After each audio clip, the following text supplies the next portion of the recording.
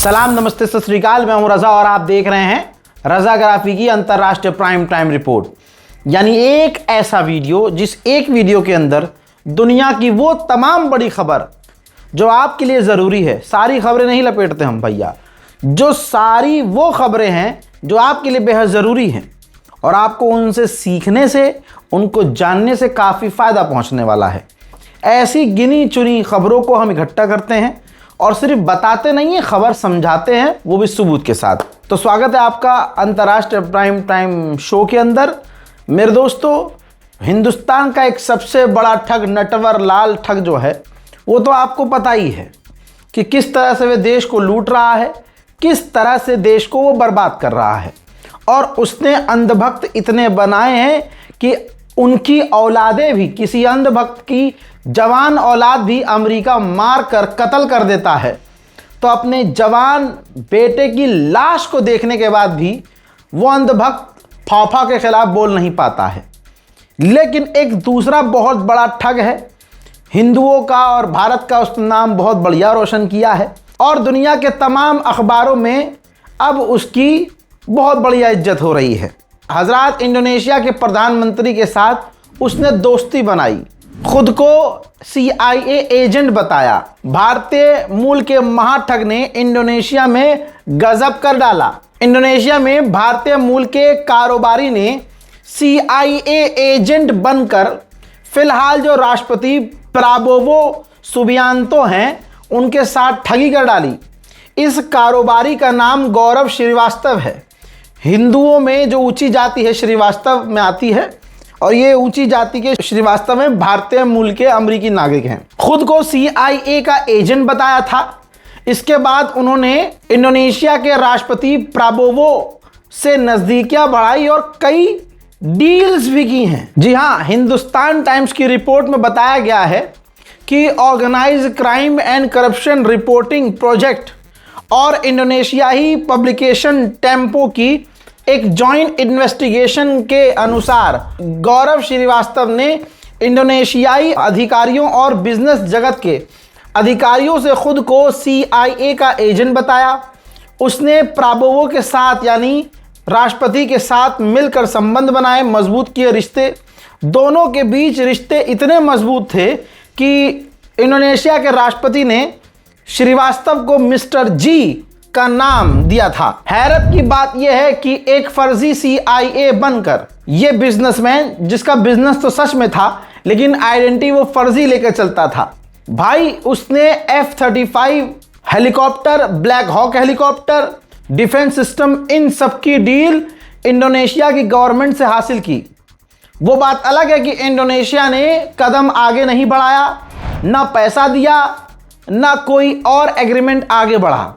लेकिन शक की सुई जब अटकी इन पर तो इन्वेस्टिगेशन टीम ने सारा भांडा फोड़ दिया और हिंदुओं का, भारतीयों का नाम एक और व्यक्ति ने दूसरे नंबर पर, पहला तो कर ही रहा है, दूसरे नंबर पर पूरी दुनिया में, बिजनेस जगत में चमका दिया।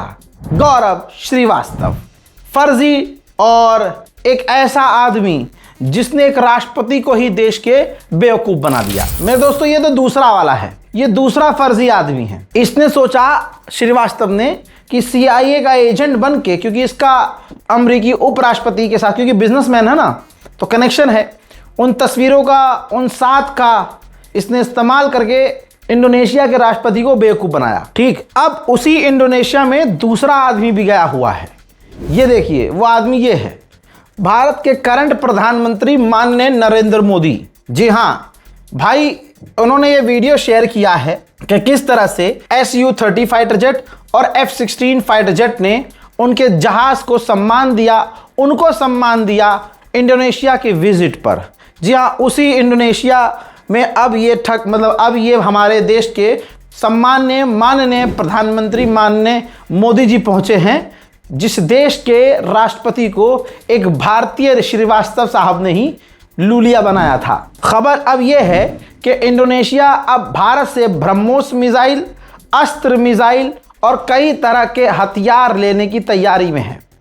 जी हाँ, और यही डील अब मोदी जी उनसे करेंगे। सबसे मज़ेदार खबर यह है भाई, एक बात बताओ, EVM जहां हमारे भारत में सवालों के घेरे में है और कहा जाता है कि ईवीएम की ही वो ताकत है जिस ताकत से एक आदमी अभी तक और आने वाले सालों साल तक प्रधानमंत्री रहेगा, ये कहा जाता है। तो भाई साहब, जहां पूरी दुनिया में अमेरिका तक में ईवीएम जैसी मशीनों से वोटिंग नहीं होती है, बैलेट पेपर से होती है, लेकिन मेरे दोस्तों यहाँ इंडोनेशिया में मोदी का कदम पड़ा तो इंडोनेशिया के साथ भारत की ये भी डील है कि भारत मदद करेगा इंडोनेशिया के लिए ईवीएम बनाने में। हाँ, सुन लिया, अब ईवीएम से वोटिंग इंडोनेशिया में भी होने वाली है और इंडोनेशिया में भी अब जो सरकार ईवीएम से जीतेगी जिंदगी भर अब वही सरकार रहेगी। मेरे दोस्तों, अब ये पूरी दुनिया का पहला ऐसा प्रधानमंत्री है कि जहां जाता है वहां उस देश की सरकार है एक नया अवार्ड बनाती है उसी टाइम और वो अवार्ड मोदी को दे देती है। इसी सिलसिले में ब्रिटानिया के सबसे बड़ा अखबार जो द गार्डियन है उसने लिख दिया था कि इस आदमी को, मोदी को, कोई भी अवार्ड दो, दौड़ता हुआ आएगा। किसके लिए लिखा ये? मोदी के लिए। किसने लिखा? ब्रिटेन के सबसे बड़े अखबार ने बताया कि हिंदुस्तान का ये ऐसा प्रधानमंत्री है कि अगर इसको बुलाना हो अपने मुल्क में तो खाली कोई ऐलान कर दो कि हम मोदी को ये अवार्ड देने वाले हैं, मेरे दोस्तों ये दौड़ता हुआ पहुंच जाएगा। ये ब्रिटेन के अखबार ने लिखा है। अब लाइव अपडेट समझिए, आप इसको लाइव समझ लीजिए। इंडोनेशिया भारत के प्रधानमंत्री गए, ये देख लो, इंडोनेशिया ने भी मोदी को ऐसा अवार्ड दिया। किस बात के लिए दिया वो आप जानो, आपका काम जाने। शायद अपना ही मुल्क लुटवाने के नाम पर, शायद इथेनॉल बनाने के नाम पर, मतलब कुछ ना कुछ वजह तो रही होगी कि मोदी को अवार्ड दे दिया। बर्तानिया की रिपोर्ट के हिसाब से मोदी जी को बुलाने के लिए आपको कुछ नहीं करना है, आपको अवार्ड का ऐलान कर देना है।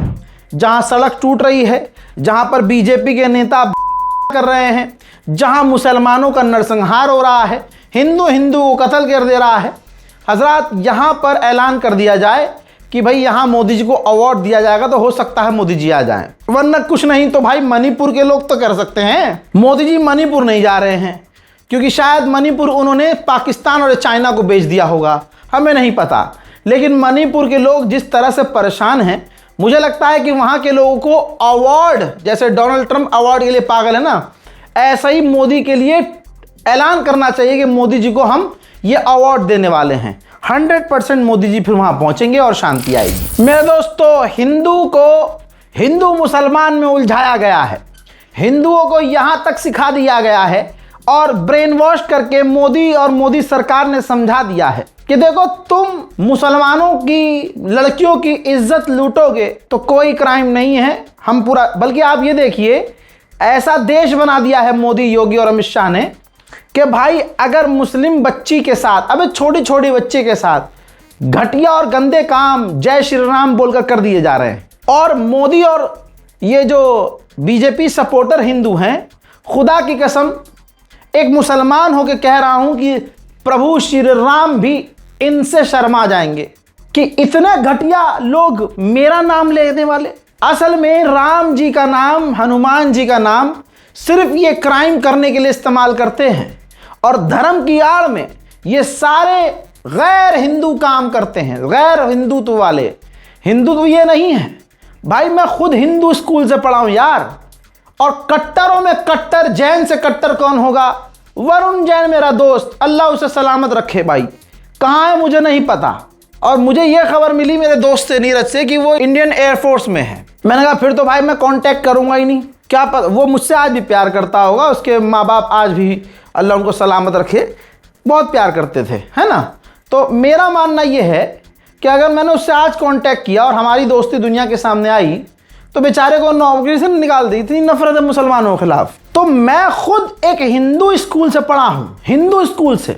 दिन की शुरुआत राष्ट्रगान से हुआ करती थी और स्कूल का भले ही सबसे नालायक लौंडा था मैं, सबसे नालायक बच्चा, मुझे इसमें बताने में कोई शर्म नहीं है, लेकिन कसम से प्रेयर हॉल में, जो प्रेयर हॉल था उसमें हम 4 लड़के और 4 लड़कियां प्रेयर करवाते थे। उसमें मुसलमान मैं था, है ना। जन गण मन लास्ट में होता था, राष्ट्रगान। और भाई वो है ना, हमको मन की शक्ति देना दाता, है ना, ऐसी प्रेयर्स भी हुआ करती थी और हम वो लोग थे कि करवाते थे। एक लाइन हम बोलते थे, फिर पूरा स्कूल वो लाइन दोहराता था। आप समझ रहे हो? और वरुण जैन और मैं क्लास में साथ ही रहते थे। वो क्लास का पढ़ा लिखा बहुत पढ़ाकू बच्चा और मैं सबसे नालायक, बढ़िया लेवल पर नालायक। एक पीरियड से लेकर 8वें पीरियड तक जो भी टीचर आता था सबसे पहले बाहर निकाल के मुझे बिना बात के पेल देता था। ऐसा नहीं कि हिंदू मुसलमान, बस आदत, उनको पीटने की आदत थी, मुझे पिटने की आदत थी। वो ऐसे करते थे, हाथ ला आगे और पैर पैर और पैर। मजाल है कि यूं कर दिया हो खान साहब ने। है रजा भाई ने यूं भी नहीं किया कभी, क्योंकि सामने 8-10 लड़कियां बैठी हुई हैं क्लास में। अरे यूं भी कर दिया तो हो बड़ी, दूसरे यूं करते। वरुण जैन कभी गलती से पिट जाता था तो भाई एक थप्पड़ में यूं रोता था, फिर अगले दिन माँ बाप आ जाते थे। एक हमारे अम्मा अब्बा घर में अगर मैं कहता था कि बाबा कल स्कूल बुलाया है तो वो पूछते नहीं थे वजह, सीख वाली झाड़ू उठा के हत्थे की तरफ से एक हाथ पकड़ के मरोड़ के चूतड़ों पे इतना मारते थे कि दिन में मुझे अंधेरा नजर आता था। लेकिन भाई साहब अगर वो झाड़ू ना पड़ी होती पिछवाड़े पे तो आज ये रजा भाई तुम्हारे रजाग्राफी न बनते। लेकिन ये समझाना चाह रहा हूं कि उस वक्त हिंदू मुसलमान में इतना प्यार था कि वो कट्टर जैनी, मैं कभी भी लंच लेके नहीं जाता था। अगर हद से हद अगर लेके गया कभी लंच तो वो ब्रेड होता है, मेरा फेवरेट है वो आज भी। ब्रेड थोड़ा सेक लिया, ब्रेड के ऊपर मक्खन लगा लिया, ब्रेड के ऊपर फिर जैम लगा लिया, उसी के ऊपर जो है दूसरी ब्रेड रखी और ऐसे 4 ब्रेड रखे। और भाई हम अपनी माता जी को ही परेशान नहीं करते थे, ये काम हम भी खुद ही कर लेते थे, कर करा के एकदम स्कूल। अब भाई वरुण जैन भाई सब्जी ला रहे हैं, पराठे ला रहे हैं देसी घी, उसको भाई मेरा पसंद, मुझे भाई उसका खाना पसंद, भाई और दोनों मिल बांट के खाते थे। कई बार ऐसा होता था कि मैं लेके ही नहीं जाता था, 2 रुपया जेब में डाला और वहीं आधी छुट्टी जो इंटरवल होता था वहीं नीचे से जाके कुछ ना कुछ रिसेस में ले लिया, खा लिया। वो बंदा आधा खाना जबरदस्ती, और कभी कभी तो उसको खाने का मन नहीं करता था, वो मुझे देता, यार मम्मी मारेगी तू खत्म कर दे इसे, वरना कल लंच भी नहीं देने की मम्मी मुझे। खाया करते थे। 8वीं क्लास तक वो स्कूल था, कभी भी ये चीज हुई नहीं हिंदू मुसलमान, इतना प्यार था। भाड़ में जाए जो भी पार्टी हो, कांग्रेस भी भाड़ में जाए, सारी पार्टी भाड़ में जाए, लेकिन हमारे हिंदुस्तान में, हमारे इस प्यारे भारत में प्यार हुआ करता था। लेकिन आज हिंदू समाज को किसने नफरत का इंजेक्शन देके सड़ाया है? 2014 के बाद से दिमाग पर जोर डालिएगा। क्राइम तो तब भी हुआ करते थे, लेकिन नाम क्रिमिनल के नहीं देखते थे, पहले सजा सबको ऐसे ही मिलती थी। ठीक 4-5 दिन पहले खबर आई इंटरनेशनल प्राइम टाइम में, मैंने बताया कि पाकिस्तान ने भारत को धमकी दी है, वो वीडियो मौजूद है, कहा कि हाथ काट देंगे पानी रोकने वाले का। फिर एक बार बयान आया कि पानी के लिए भी जंग हो सकती है। फिर वो मीठा बिलावल भुट्टी वो कहता है कि भारत ने जिस तरह से पाकिस्तान का पानी रोका है, ये बिल्कुल न्यूक्लियर एग्रीमेंट तोड़ने वाला हिसाब है, मतलब परमाणु से जोड़ दिया। हुआ क्या उसका असर? जिसे आप 56 इंच की छाती वाला कह रहे हो, वो 56 इंच की पीठ वाला है। यह 1000 बार आप सोच लीजिएगा, आपको यह आदमी 56 इंच की पीठ वाला मिलेगा।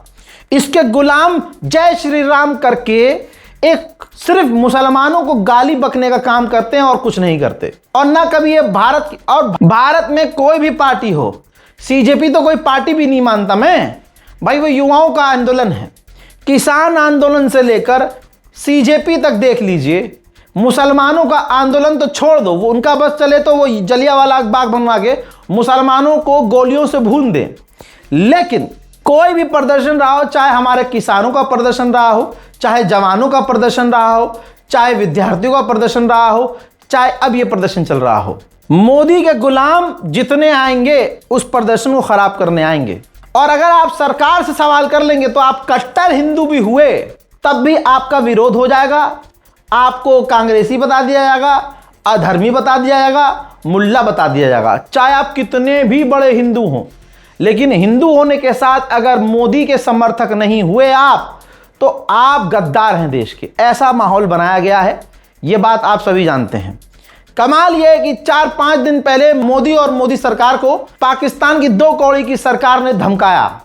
ठीक और हालत क्या हुई मोदी सरकार की, ये रही वीडियो देख लो भाई।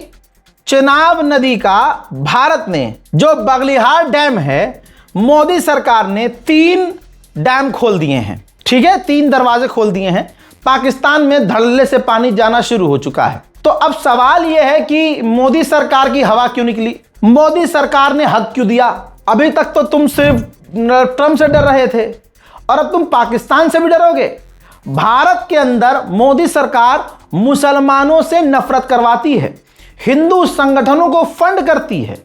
राघव चड्ढा ने अभी कुछ दिन पहले जिन जिन हिंदू क्रिएटर्स को बुलाकर मीटअप किया, उन सबका डेटा मौजूद है कि वो सिर्फ और सिर्फ मुसलमानों के खिलाफ, दलितों के खिलाफ एजेंडा चलाते हैं, मां बहन की गालियां बकते हैं। तो राघव चड्ढा का इससे गंदा डाउनफॉल क्या होगा? नाम चड्ढा है तो वो चड्ढा भी उड़ के दूसरे जगह चला गया। लोग इसे अपना वो समझ रहा, भाई साहब क्या बढ़िया काम करता है भाई, इनने समोसा सस्ता करवा दिया। खेल गया वो तुमसे और अब वो गुंडे मवालियों का सरगना बन चुका है, एकदम टॉप लीडर। अब पूछे कोई कि भाई साहब कल तक तो तुम ट्रंप से डर रहे थे, मोदी जी कल तो तुम ट्रंप से डर रहे थे, आज डायरेक्ट पाकिस्तान की धमकी से टट्टी आ गई, क्यों खोल दिया भाई पानी तुमने? और इससे पहले आपने ये भी खबर सुनी होगी कि भाई साहब पाकिस्तान के मुद्दे पर आरएसएस ने बोला है कि बातचीत के रास्ते खुले रहने चाहिए। वाह देश के गद्दारों वाह। भाई अगर खून गद्दार है ना भाई, खून अगर गद्दार है, खून में गद्दारी है, तो वफा की उम्मीद तुम कितने भी बड़े पद पर हो जाओ, गद्दार रहोगे, वफा की उम्मीद तुमसे ना होगी।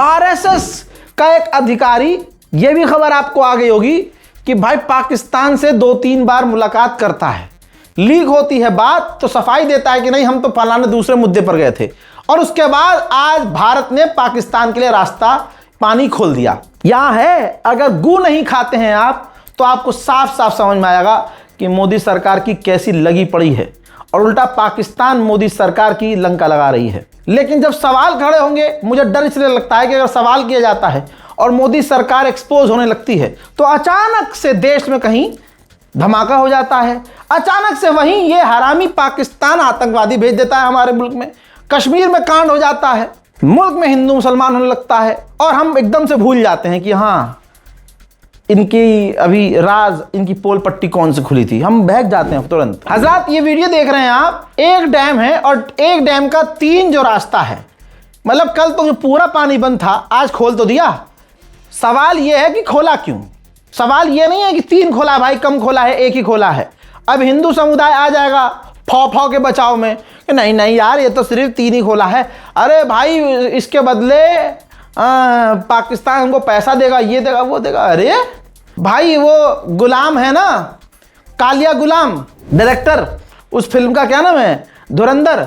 अब धुरंधर 3, 4, 5 सीरीज बनती रहेगी। मोदी अपनी तमाम फेल्यूअर्स को जो जवाब नहीं दे पाता, मोदी सरकार का ये संगठन है, तो ये स्क्रिप्ट पीछे से यही लिख रहे हैं कि इस फेल्यूअर का जवाब हमें धुरंधर 3 और 4 में कैसे दिखाना है। पाकिस्तान के लिए हमने जो पानी खोला उसके पीछे की वजह हमें कोई ऐसी बतानी पड़ेगी कि बस हिंदुत्व की जीत हो गई, कुछ ना कुछ ऐसा करेंगे। जितना भी फेल्यूअर होगा अब फिल्म के अंदर ये उसका जवाब दिखाएंगे। और भाई उस फिल्म के अंदर भले ही फिल्म शुरू होने से पहले ये लिखा गया हो कि भाई इस फिल्म के अंदर जो है ये सब काल्पनिक घटनाएं हैं, ये एक फिल्म है, इसका किसी भी असली घटना से कोई संबंध नहीं है, कुछ कुछ कहानियां मैच करती हैं लेकिन उसको मॉडिफाई किया गया है, उसमें चीजें डाली गई हैं, नमक मिर्च मसाला। ये धुरंधर फिल्म शुरू होने से पहले पूरे 3 मिनट का डिस्क्लेमर दिखाया था, लेकिन हिंदू समाज देखिए, इसने अंधभक्तों ने वो 3 मिनट का डिस्क्लेमर देखा भी, लेकिन फिर भी धुरंधर को वो सच्ची कहानी मानते रहे। यह औकात मोदी भक्तों की है। एक बार फिर से इस पापी पाकिस्तान ने धमका दिया, कहा कि पाकिस्तान आर्मी के पास सभी विकल्प खुले, सिंधु नदी पर मुनीर की गीदड़ भभकी, भारत के साथ अफगानिस्तान को भी घेरा। यानी एक पाकिस्तान अफगानिस्तान को भी धमका रहा है, भारत को भी धमका रहा है, और इस पाकिस्तान का साथ चाइना फुल दे रहा है, चाइना साथ दे रहा है, चाइना के साथ साथ बांग्लादेश भी साथ है, अजरबैजान और तुर्की भी पाकिस्तान के साथ है, समझ रहे हो। लेकिन मोदी सरकार और हिंदू संगठनों को करना क्या है, भारत में मुसलमान और इस्लाम को गाली बकनी है। और भारत का मुसलमान इतना बेगैरत और घटिया हो चुका है, इनका खून पानी हो चुका है। कोई आकर कुछ भी पैगंबर इस्लाम के खिलाफ बोलकर जा रहा है। सोचिए हिंदुस्तान में कितने मुसलमान हैं, क्या उनको पैगंबर इस्लाम की इज्जत इस्मत से फर्क पड़ता है? नहीं पड़ता। चंद लोगों को पड़ता है, बेचारे बोल रहे हैं, उनका खून जल रहा है। दूसरों मुसलमानों को कोई फर्क नहीं पड़ रहा। ना आलिम दीन सवाल उठा रहे हैं, ना कोई उलमाए कराम सड़क पर आए हैं, ना हमारे जो लीडर्स हैं, जो शिया उलमा, सुन्नी उलमा, देवबंदी उलमा, ये सब खामोश हैं। कोई नहीं बोला है, कोई फ्रंट पर नहीं आया है। तो सोचिए मानूसे रिसालत पर अम्मा आयशा से लेकर दूसरे असहाबाए कराम तक और सीधा हमारे पैगंबर इस्लाम को गाली बकने वाले हिंदू या फर्जी मुसलमान नाजिया इलाई के खिलाफ हम कुछ नहीं कर पा रहे। तो भाई फिर हम क्या कैसे मुसलमान है भाई? हम बस वो वाले मुसलमान हैं कि हम अगर सुन्नी हैं खामनाई के खिलाफ जहर उगल रहे हैं। ऐसे सुन्नी जो नकली सुन्नी हैं, उनकी नज़र में यजीद अच्छा है, इजराइल अच्छा है, ट्रंप अच्छा है। बुरा कौन है?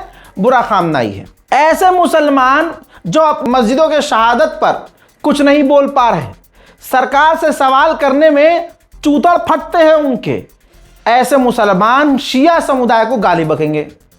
अगर अपनी अम्मा का दूध पिया है तो भाई सरकार से सवाल करो ना, तुम्हारी मस्जिदें शहीद की जा रही हैं। उलमाए कराम को कई भाई सलमान अजहरी साहब को जब गिरफ्तार किया गया, कितने मुसलमानों ने आवाज़ उठाई। उस हमारे उलमा ने, हमारे बेचारे उस वाहिद आलिम दीन ने कितना लंबा समय जेल में गुजारा है। सारे मुसलमान बोले थे क्या?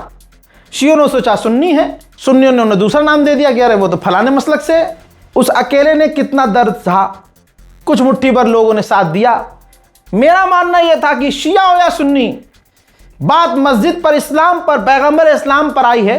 पूरे हिंदुस्तान के कश्मीर से लेकर कन्याकुमारी तक सारे मुसलमानों को सड़क पर आकर सवाल करना चाहिए।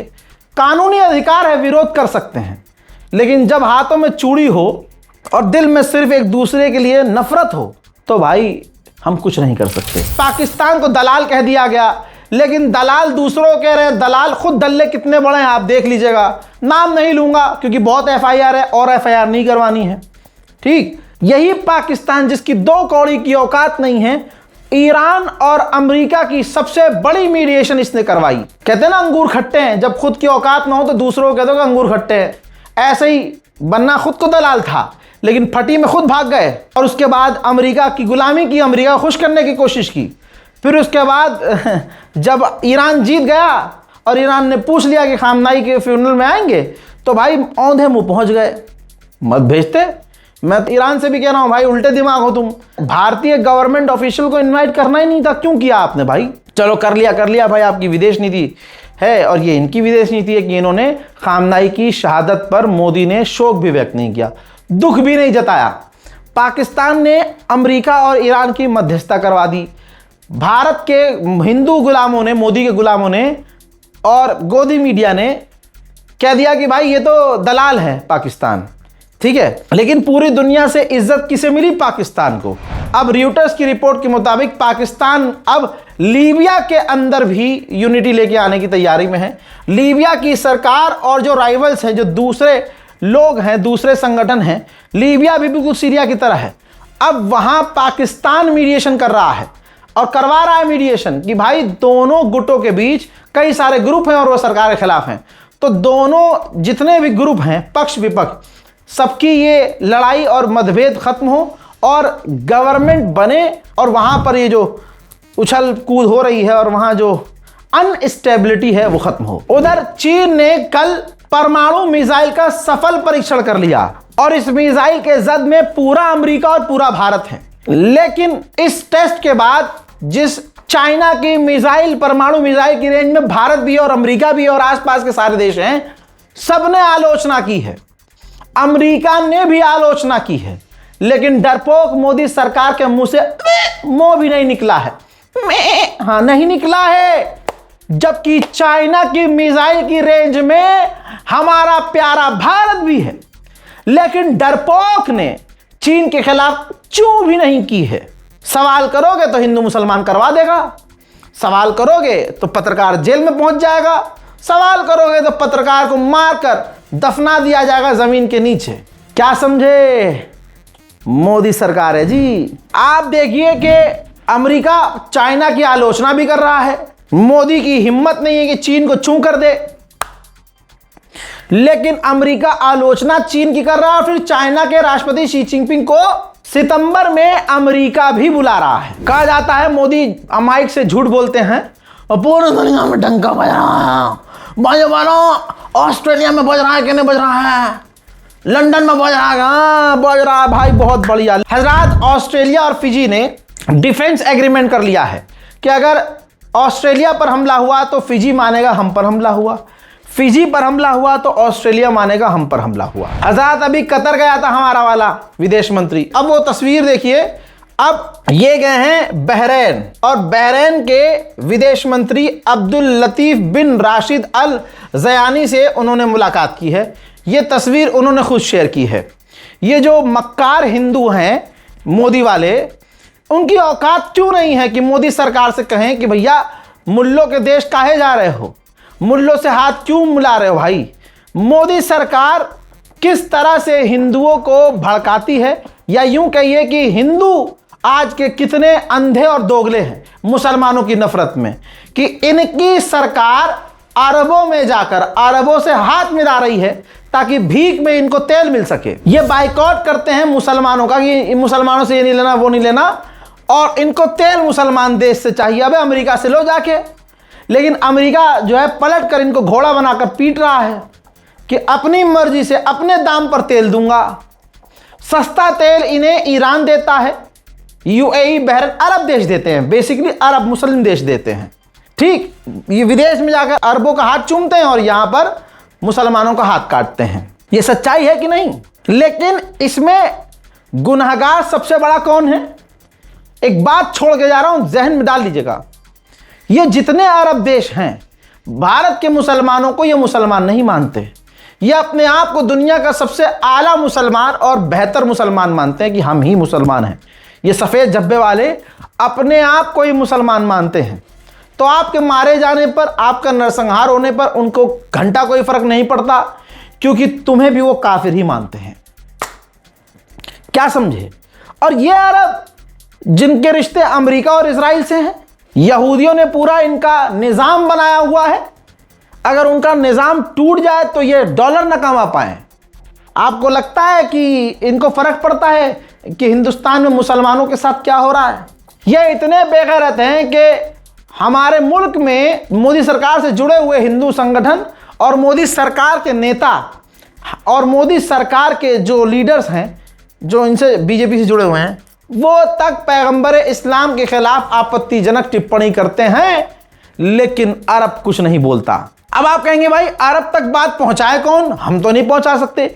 बेशक आपकी बात सही है, यहां पर काम आने चाहिए हमारे उलमाए दीन, हमारे आलिम दीन, ये जामा मस्जिद के पेश इमाम, ये शिया उलमा बोर्ड, ये सुन्नी लॉ पर्सनल बोर्ड, ये जो भी हैं संगठन, बड़े बड़े संगठन, क्या इनका ताल्लुक अरब देशों से नहीं है? अरब के टॉप लीडरों से है भाई। ये वहां जाते हैं, वीवीआईपी ट्रीटमेंट मिलता है उलमाए दीन, हाँ, और वहां से जो है इनके मदरसे मस्जिद के लिए मेंटेनेंस का पूरा चंदा भी मिलता है। सरकार के द्वारा ही होता है सब कुछ, इलीगल कुछ नहीं होता है, सरकार को भी पता होता है। तो क्या इन आलिम दीन की जिम्मेदारी नहीं है कि अरब लीडरों से ये कहें कि जनाब इस पर ध्यान दीजिए, यह हमारे मुल्क में मुसलमानों के साथ हो रहा है, हमने अपने मुल्क के आईन पर यकीन रखा है और हमने कंप्लेन की है, ये किया है वो किया है, हमने कोर्ट का दरवाज़ा खटखटाया है, आपसे रिश्ते मोदी सरकार के अच्छे हैं, क्या आप हमारी थोड़ी इसमें मदद कर सकते हैं? क्योंकि हुजूर पाक सल्लल्लाहु अलैहि वसल्लम सिर्फ हमारे थोड़ी हो, तो आपके भी हैं। आप तो हुजूर को अपने ख़ानदान का बताते ना, अरब थे, तो आपके घर के इंसान हुजूर पाक सल्लल्लाहु अलैहि वसल्लम का अपमान किया जा रहा है आपकी पसंदीदा मोदी सरकार के नेताओं के द्वारा, आप इस पर कुछ टिप्पणी कर सकते हैं? तो ये जिम्मेदारी किसकी थी? उलमाओं की।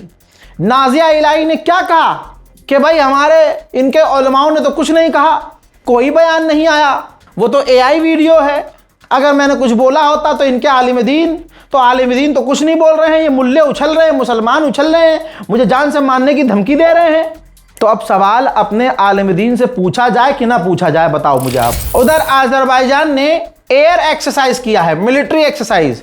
इसके अंदर चाइना और पाकिस्तान का JF-17 और रूस का सुखोई S-25 फाइटर जेट नजर आया है। चीनी, पाकिस्तानी और रूसी फाइटर जेट के द्वारा अजरबैजान ने एयर ड्रिल की है। दूसरी तरफ रशिया और चाइना है। ये देखिए, रशिया और चाइना पिछले कई दिनों से समुद्र में नेवल, ऑब्वियसली समुद्र में ड्रिल होने वाली को नेवल ड्रिल कहा जाता है, वो नेवल ड्रिल कर रहे हैं। मोहतरम हजरात, इस वीडियो को ज्यादा से ज्यादा शेयर कीजिएगा। ये वो रिपोर्ट्स हैं और इन रिपोर्ट्स के अंदर वो तमाम बातें हैं जो बात कोई नहीं करता। डरते हैं, बचते हैं। हम तो पहले से डूबे हुए हैं, दलदल में फंसे हुए हैं, तो हम बोल रहे हैं बिना स्क्रिप्ट। कोई स्क्रिप्ट नहीं है। बड़े बड़े पत्रकारों को देखा है भाई स्क्रिप्ट। मैं बोलता हूं अपनी कौम के लिए, हाँ मैं अपने मुसलमानों के लिए बोलता हूं, क्योंकि भाई हिंदुओं के लिए बोलने के लिए पूरी गोदी मीडिया है, मुसलमान के लिए है कोई बोलने वाला नहीं है। आप सोचिए, बंगाल में बीजेपी आई और क्योंकि बीजेपी ने हिंदुओं को और हिंदू संगठनों ने हिंदुओं को यह समझा रखा है कि मुसलमान लड़कियों के साथ तुम जो मर्जी करो, वो तो पुण्य है भाई, हम मुसलमानों को ऐसे ही दबाएंगे, उनकी बहन बेटियों की इज्जत लूट के। सरकार ने छूट दे रखी है इन्हें, प्रशासन खुद उसी मानसिकता का है, हिंदू ही तो वर्दी के अंदर है, तो फिर वो कैसे रोकेगा इन्हें। अब हुआ क्या, 12 साल की एक बच्ची, 12 साल की, उसकी इज्जत लूटी गई, किडनैप किया गया और गला घोट दिया गया। और कई लोगों ने जिसके संबंध बीजेपी से थे, जो पावर में है। बंगाल में क्या हुआ, उस लड़की की इज्जत लूटी गई। रिपोर्ट यह है कि पूरा कांड होने तक वो बेचारी लड़ रही थी, जिंदा थी, लेकिन बाद में जब मन भर गया, उसके प्राइवेट जगह को नोचा गया, उसको बेकार कर दिया गया, 12 साल की एक मुस्लिम लड़की को। तो हिंदुओं ने, बीजेपी के हिंदुओं ने क्या किया, उसकी इज्जत लूटने के बाद उसके सर पर पत्थर मारा और उसको पानी में फेंक दिया। तो पानी में डूबने से, सर पर चोट लगने से मर गई वो बेचारी। अब आप सोचिए, अंजना ओम कश्यप और हिंदू समुदाय और हिंदू संगठन खामोश क्यों हैं? क्योंकि ये नॉर्मलाइज किया गया है कि हिंदू अगर मुसलमान लड़की की, हाँ तो ये पुण्य है। और अंजना ओम मोदी और दूसरे पत्रकार, हिंदू पत्रकार गोदी मीडिया खामोश इसलिए हैं क्योंकि ये उनके लोगों ने काम किया है, उनके भाइयों का ये काम है, और ऊपर से उनका संबंध बीजेपी से। जिन लोगों ने 12 साल की मुस्लिम लड़की की इज्जत लूटी बंगाल में, वो बीजेपी के लोग हैं। यहां तक कि FIR करने की कोशिश की गई तो बीजेपी के नेताओं के द्वारा प्रेशर डाला गया कि FIR ना हो। अब सवाल यह है कि चूड़ी पहना हुआ मुसलमान यह सोच रहा है कि ये तो बंगाल में हुआ है, दिल्ली का मुसलमान, मालेगांव का मुसलमान, महाराष्ट्र का मुसलमान, मुंबई का मुसलमान, गुजरात का मुसलमान क्यों बोले? तुम्हारी बेटी भी एक दिन ऐसे ही इनके द्वारा लूटी जाएगी, क्योंकि ये 2002 का कोई प्रचार थोड़ी था। तब भी तो मुसलमान प्रेग्नेंट औरतों का पेट चीरकर बच्चा निकाला गया। बिल्किस बानो, क्या कहूं, उनके परिवार, उनकी बेटी के सामने मां की इज्जत हिंदू समुदाय ने लूटी। आप समझ रहे हैं, यहां हिंदू मुसलमान नहीं है, लेकिन सरकार किस तरह से ऐसे लोगों को सपोर्ट कर रही है वो समझिए। सवाल उठ रहा है, मुसलमान बोल नहीं रहा है। अब जब मुसलमान ही नहीं बोल रहा है तो भाई एक एक करके सबका नंबर लगेगा। हजरात, मैं हमेशा समझाता हूं कि क्राइम करने वाला सिर्फ क्रिमिनल होता है, हिंदू मुसलमान नहीं। लेकिन मैं अक्सर ये चश्मा लगा लेता हूं जिस चश्मे को गोदी मीडिया इस्तेमाल करता है, क्योंकि उनको उनका टेस्ट देना जरूरी है। तो ये हिंदू मुसलमान का चश्मा मैं भी लगाता हूं और अपने लोगों की बात आगे रखता हूं, लेकिन मैं हिंदुओं की भी बात करता हूं। जैसे ये खबर देखिए जो दबा दी जाएगी, मुजफ्फरपुर में बीजेपी के नेता की तेज रफ्तार फॉर्च्यूनर ने स्कूटी में टक्कर मार दी। स्कूटी पर बैंक कर्मी 2 युवतियां सवार थीं। जाहिर सी बात है वो मुस्लिम युवतियां नहीं थी, लेकिन टक्कर मारने वाली गाड़ी बीजेपी के नेता की थी, तो गोदी मीडिया इस पर नहीं चीखेगा। हिंदू संगठन जो गाय की रक्षा के नाम पर चीखता चिंघाड़ता है। ये जो राम मंदिर का पैसा लूटा गया है, हजारों करोड़ रुपया, आपको क्या लगता है वो अकेले वो खा गए? ना ला ला ला, ना ला ला ना। ये ऐसे ही गौ रक्षा दल, विश्व हिंदू परिषद, पिंकी चौधरी जैसे संगठनों को दिया जाता रहा है पीछे से। इसकी भी जांच होनी चाहिए कि इनकी फंडिंग कहां से है भाई। करते कराते कुछ नहीं, लेकिन पिंकी चौधरी के पास दर्जनों गाड़ियां। यहां तक कि पिंकी चौधरी सामने आकर कहता है कि हिंदुओं ने चंदा दिया, हिंदुओं ने लूट लिया, तो बोलने वाले मुल्ले क्यों? सुना है ना आपने? आइए औकात दिखाता हूं इनकी। दैनिक भास्कर का यह अखबार है, 5/7/2026। भरतपुर डीग भास्कर। मर चुकी गायों को कागज पर जिंदा बताकर गौशालाओं ने डकारा 20 करोड़ का पैसा। सरकार तो लुटेरी है ही, लेकिन वो और सरकारी खातों से अब अपनी अम्मा को बचाने के लिए हिंदू संगठनों को पैसा दिया गया कि भाई आप गौ माता को, गौ अम्मा को हमारी, हाँ उनको सुरक्षा दो। तो भाई हुआ ये है कि सुरक्षा तो दिया नहीं भैया, कागजों पर गाय माता को जिंदा रखा और गाय माता इनकी मारी गई थी, लेकिन पैसा ये लेते रहे। हिंदू संगठनों का ये कांड है। तो लूट हर जगह मची है। कहने के लिए रामराज आ गया है। प्रधानमंत्री हिंदू, राष्ट्रपति हिंदू, विदेश मंत्री हिंदू, हर जगह सरकार हिंदू, प्रशासन हिंदू, आला अधिकारी हिंदू, फिर राम मंदिर में लूट, और फिर हिंदुओं को शांत करने के लिए हिंदू मुसलमान करवा देंगे। मर चुकी गायों के नाम पर उनको जिंदा बताकर 20 करोड़ रुपए इन ये सो कॉल्ड है ना विश्व हिंदू परिषद वाले, गौ रक्षा दल वाले लूट लिए। भारत मां को लूटने वाले कौन है दुनिया के सामने है। बात मैं सबकी करता हूं, मेरे मुल्क का रहने वाला हिंदू भी है और मुसलमान भी है। मैं खिलाफ नफरत के हूं।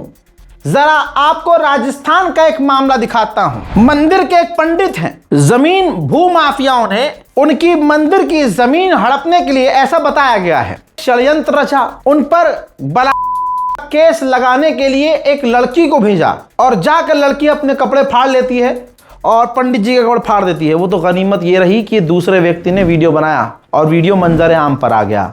तो ऐसा नहीं है कि भैया पाप इधर हो रहे हैं, सिर्फ भैया पाप आपस में भी चल रहा है इनका।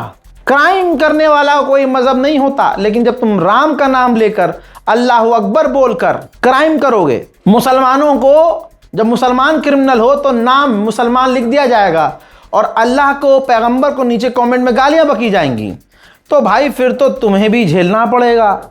लेकिन इस पंडित को देखिए कितना बड़ा कांड है, और सोचिए कि भारत में फर्जी केस कितने होते होंगे।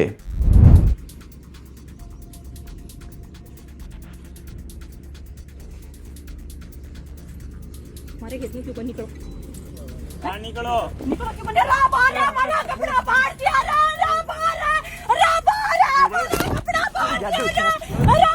वहीं मेरे दोस्तों मुसलमानों से मैं कहूंगा कि चूड़ी पहनो मेहरबानी करके, और बल्कि यूं कहूंगा अपनी बहन बेटियों का कपड़ा भी अगर तुमको आ जाए, बीवी का, माँ का, तो वो भी पहनो। क्योंकि जब तुम पैगंबर इस्लाम पर, उनके अपमान पर कुछ नहीं बोल रहे, तुम्हारी इतनी औकात नहीं कि सड़क पर उतर कर 2 FIR प्रशासन के पास जाकर FIR करवा सको। बेचारे ज़्यादा गर्म होते हैं, FIR करवा लेते हैं तो गिरफ्तारी नहीं होती। तुम्हारे लीडर्स कुछ बोलते नहीं हैं। अब एक और आई है आपके सामने, उसका यह अकाउंट है इंस्टाग्राम पर, नाम है इसका पूनम सिंह। ये हुजूर पाक को और हमारी अम्मा आयशा को और मुसलमानों को सीधा सीधा गाली बक रही है, गंदी बातें कह रही है। आपको पता है कि फेसबुक इस्लाम विरोधी है। आपको पता है कि मोदी सरकार का फेसबुक से एग्रीमेंट है कि अगर ये आप देखते हैं कि मुसलमान अगर एक लाइन लिख दे तो उनका अकाउंट डिलीट कर देता है फेसबुक, लेकिन अगर हिंदू मुसलमानों की बच्चियों के करने की बात करें तो भाई मेटा यानी फेसबुक कुछ नहीं करता, उनके वीडियोस डिलीट नहीं करता। अब आपके सामने उसका प्रोफाइल है और आप अब उसकी, ये मतलब रजा भाई तुमने सुना दिया, अरे मिलियंस में व्यूज हैं उसके। आंख बंद कर लेने से क्राइम खत्म नहीं हो जाता। सुनिए, और अगर बर्दाश्त ना हो तो अपने मुंह पर थूकिए। देखिए, कुंवरों की नाजायज औलादों एक बात बताओ, 6 साल की बच्ची को कौन अपनी बेगम बनाता है? कौन से धर्म के लोग 6 साल की बच्ची को अपनी बेगम बनाते हैं? बताओ सुअरों की नाजायज औलाद, बताओ बताओ, जल्दी जल्दी बताओ। क्या तुम्हें शर्म नहीं आती है जब अप्पी के साथ हलाला करते हो? चलो छोड़ो, तुम कटमुल्लों की तो आदत हो गई है, लेकिन कटमुल्लियाँ तुम बताओ, क्या तुम्हें शर्म आती है? क्या तुम्हें लज्जा महसूस होता है कि जो काम सोहर जान का है वो जान भाई जान, अब्बू जान, खालू जान, दादू जान, जीजू जान सब बारी बारी से कर रहे हैं? लेकिन यही चीज़ बताओ, अगर मैं बता रही हूँ तो तुम्हारा पिछवाड़ा इतना क्यों कलबला रहा है? इसका मतलब तो ये है कटमुल्लियों कि तुम्हें भी मज़ा आ रहा है पूरे खानदान से हलाला कराने में, है ना? आज शर्माओ नहीं, बताओ मज़ा आ रहा है? अरे बेशरम हो, कोठे से भी ज़्यादा तुम लोगों की बेहतर जिंदगी है। हजरात मोहतरम, ये चल रहा है हमारे भारत में, लेकिन कोई बोलेगा थोड़ी। मुसलमान होना कितना बड़ा जुर्म है इस भारत में सबको समझ में आ रहा है, लेकिन फिर भी हिंदुस्तान की मुस्लिम लड़कियों को कुछ समझ में नहीं आ रहा, कुछ समझ में नहीं आ रहा है। दिख रहा है उन्हें, लेकिन हिंदू लड़कों के साथ मुसलमान लड़कियां, हिंदू लड़कों के साथ हिजाब वाली लड़कियां, और अगर आप कमेंट में या डीएम में समझा दो कि यार ये क्या कर रही हो, तो भाई किलस जाती है तुरंत गाली गलौज। और कल जब इनको होटल में ले जाकर इनके जिस्म को नोच कर जब मन भर जाता है, ब्रेकअप हो जाता है, तो फिर ये रोती हैं। हालात ये है कि हिंदू इतने मजे ले रहे हैं मुसलमान लड़कियों से, और मुसलमान लड़कियों को पता है कि पहले हमें समझाया जा चुका है, मना किया जा चुका है हमें लोगों, और वो गरिया चुकी है समझाने वालों को। अब वो जो मजे लेने वाला हिंदू लड़का है, मजे लेके चला जाता है, तो ये रो भी नहीं पाती है, ये कह भी नहीं पाती कि अब मैं कहूंगी तो लोग के मजाक उड़ाएंगे, लो समझाया था हमने तुम्हें। लेकिन पता नहीं ये कौन सी खुजली है कि उनको लगता है कि हिंदू ही लड़के हमारी वो खुजली मिटा सकते हैं। वो इतना खुश, हमें वो मुसलमान लड़के खुश नहीं कर पाएंगे, मुसलमान लौंडा शादी नहीं करेगा, हिंदू शादी कर लेगा। और जो हिंदू मुसलमान लड़कियों से शादी कर भी रहे हैं, ऐसे केस भी आपके सामने आ रहे हैं कि भैया मन भर गया तो मार के भगा दे रहे हैं, क्योंकि पता है कि सरकार ही मुसलमानों से नफरत करने वाली है, प्रशासन मुसलमानों से नफरत करने वाला है, तो जाओ कुछ भी कर लो, होगा क्या? यही सच्चाई है। इस रिपोर्ट को शेयर कीजिए, चैनल को सब्सक्राइब कीजिए। जय हिंद।